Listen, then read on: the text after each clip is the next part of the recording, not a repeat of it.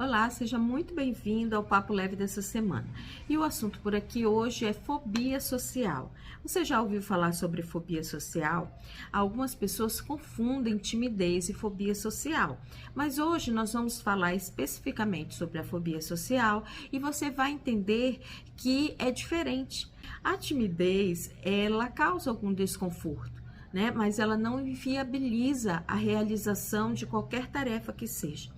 Já a fobia social, ela é completamente incapacitante e ela não permite, ela paralisa o indivíduo. Bem, os fóbicos sociais, eles são pessoas que têm uma avaliação não muito boa sobre si mesmo e eles acreditam que as pessoas em volta também têm essa mesma avaliação sobre ele. Então, eles têm um medo intenso da avaliação do outro, de serem considerados esquisitos, estranhos, inadequados, incompetentes, feios, que a aparência deles seja de alguma maneira estranha. Então, eles assumem uma postura hipervigilante frente a alguns sinais de estranhamento por parte de outras pessoas.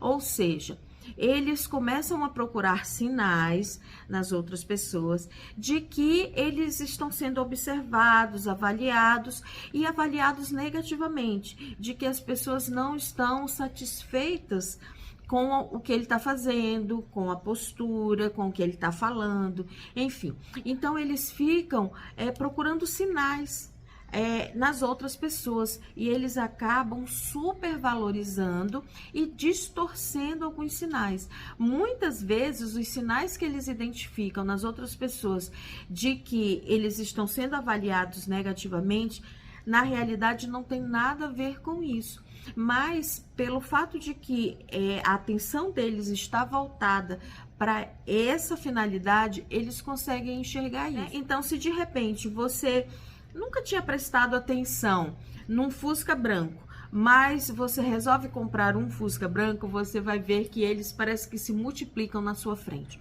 Com o fóbico social acontece assim também. Eles começam a acreditar de que as pessoas na sua volta, elas não estão satisfeitas com ele e eles procuram evidências e parece que esses sinais eles se multiplicam. Quanto mais ele procura, mais ele encontra. Outra característica deles é que eles são muito sensíveis a críticas. Então, qualquer comentário, por mais sutil e carinhoso que seja, cai neles com um peso muito grande. E parece que reforça aquela ideia que ele já tem dele mesmo, de que ele não é uma pessoa suficiente. E eles passam a evitar esse confronto. Aí está a grande característica da fobia social. O desconforto na relação com o outro é tão grande que ele passa a evitar esse contato.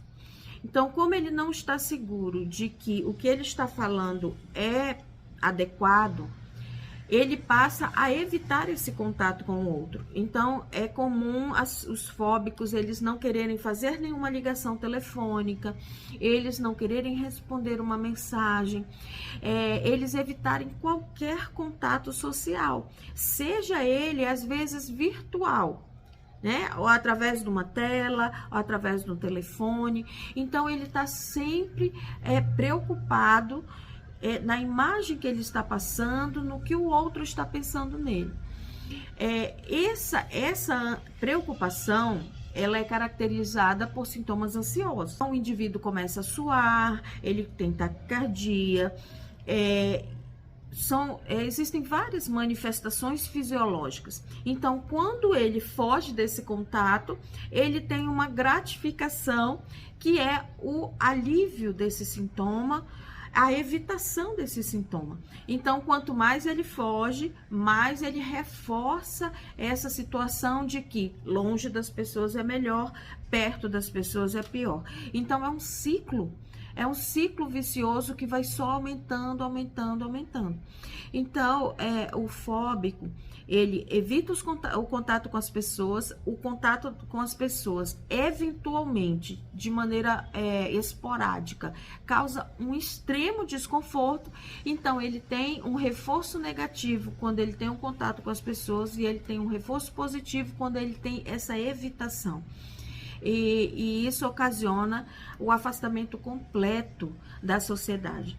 Em casos graves de fobia social, as pessoas elas se afastam, elas deixam de ir para o trabalho, elas deixam de ir para a escola, elas ficam reclusas em casa, evitando inclusive contato telefônico com vizinhos, e é um quadro bastante sofrido.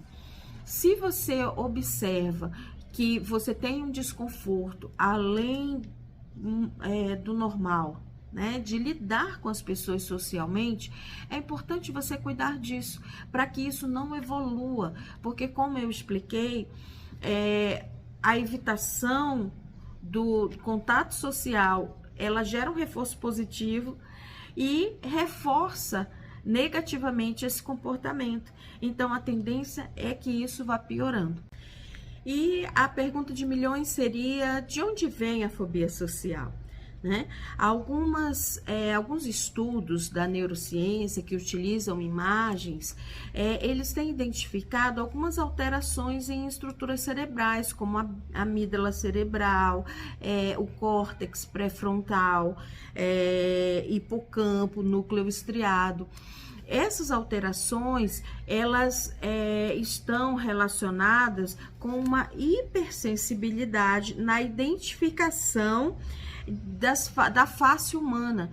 Então, talvez essas alterações levem essas pessoas a terem uma hipersensibilidade a identificar microexpressões nas pessoas, e isso sobrecarrega o seu sistema emocional.